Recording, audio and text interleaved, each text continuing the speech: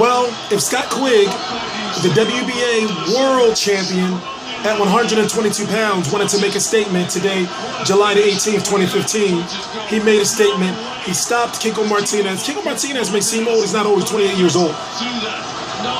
Earlier in an easier fashion than Carl Frampton could do in 2 tries. Carl Frampton also fought today. I want to hear his post-fight interview because I'm watching this live real-time on beIN Sports. Yes. So in the United States, we got 2 fights from fighters that deserve American exposure on American television, even though Carl Frampton was on national television. By the way, I'm T Street Controversy. This is T Street Controversy Live. I do know boxing. I'm not just some guy that's just doing a video with So what I'm going to do is I'm going to mute it because I want to listen to his post-fight interview. So, once again, some people find it rude, some people find it annoying. People say, well, why we got to hear you listen to the fight? You know, listen, it's not, everything's not for you. So I'm going to say this. I cover every single major fight live. Today was, well, is still a busy day. I still got 3 more fights to cover. PBC on CBS, Carl Frampton defeated Alejandro Gonzalez after going down twice in the first round. Ended up giving this kid a pretty good ass whipping, but that's not to say Alejandro Gonzalez is not good, because the kid is good, even though many, including myself, has not seen any footage of him up until this fight. And now we get Scott Quigg, the rival, the current known, most well-known rival of Carl Frampton, knock out a previous Carl Frampton opponent who was also managed and advised by Thank You Al Heyman in the second round. Now, Carl Frampton fought Kiko Martinez twice. He did stop him in the second fight, but we saw it only took Scott Quigg 2 rounds. And the first round was pretty much a lot of moving around. I guess Scott Quigg was figuring him out. And then it was, what was it? I believe it was an uppercut to the body. You know, an uppercut to the body, and Kiko Martinez just automatically, you just saw. Oh, I'm watching the replays now. Of course you can find the fight on YouTube, but I want to say this.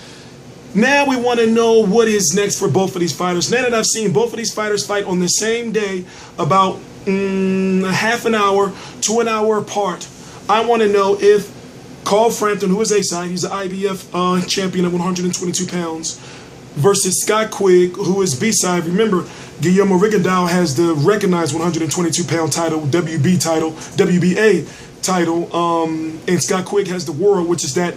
Let me explain it. I know some of you may know, but for the new people, a lot of people don't know the WBA situation. So you got Floyd Mayweather, 154 pounds, the WBA Super World. You got Erislandy Lara, who's the WBA World. You got Floyd Mayweather at 147 pounds, the WBA Super World. You got Keith Thurman, the WBA World. For a lot of you guys, you know, if you're watching from the UK, maybe you'll understand when I say that. You had Andre Ward, who's the WBA Super World at 168 pounds. Carl Froch was stripped of his WBA World after they stripped him of the IBF. Why did they strip him of the WBA World? I do not know, because they don't strip nobody. So let's see what Scott Quigg has to say, and let's see if he calls out Carl Frampton, because guess what? Carl Frampton is talking about moving up to 126 pounds. That was it. He was never going to let this man out of there. We're going to hear a post-fight interview? I'm hoping.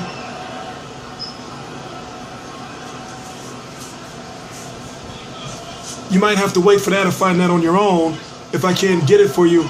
But, or you can just fill me. Well, I'm going to know, but you can still fill me in the description box on what Scott Quigg was talking about.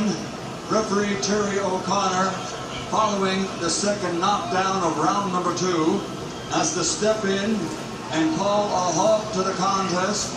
The winner by TKO victory, official time 1:04, round 2, and still the undefeated WBA Super Bantamweight. Also, don't forget, it's crazy, Nonito Donaire fought this morning. Bob Arum of Top Rank Boxing is talking about Donaire versus Quigg, or Quigg A-side because he's the champion, versus Donaire in Abu Dhabi or Dubai or somewhere. It was the biggest fight of his career. You heard it. Yeah, we're not going to get the post-fight interview. I actually don't have really amount of time.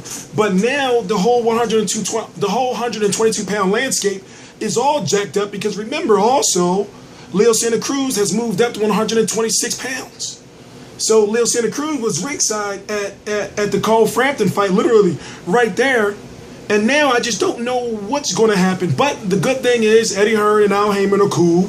So therefore, a Cole Frampton versus a Scott Quigg can happen. You know, a Scott Quigg versus a Donaire can happen. A Cole Frampton versus Donaire can happen. But then when you're looking at the 126 pound division, you're thinking, well, you got Lomachenko, you got Lee Selby, you got damn, I forgot already his name. Oh, Lomachenko, Lee Selby, Gary Russell Jr. and now I'm stuck and I'm confused. Literally, remember I do my videos live. I'm confused because Carl Frampton doing his post-fight press conference said he took a little bit too much weight off. Even though he looked good, he got knocked down twice in the first round, but he got a good solid win, you know, and a good impressive win, you know, like skill-wise. He's talking about moving up to 126. So if you were to fight Scott Quigg, it wouldn't be a unification. What would it be, at a catch weight? I'm so lost. I'm so confused. But as the story develops, I will be covering it. As it stands right now, I'm T Street Controversy. This is T Street Controversy Live, getting back to the way things used to be, covering every single major fight live. Please subscribe.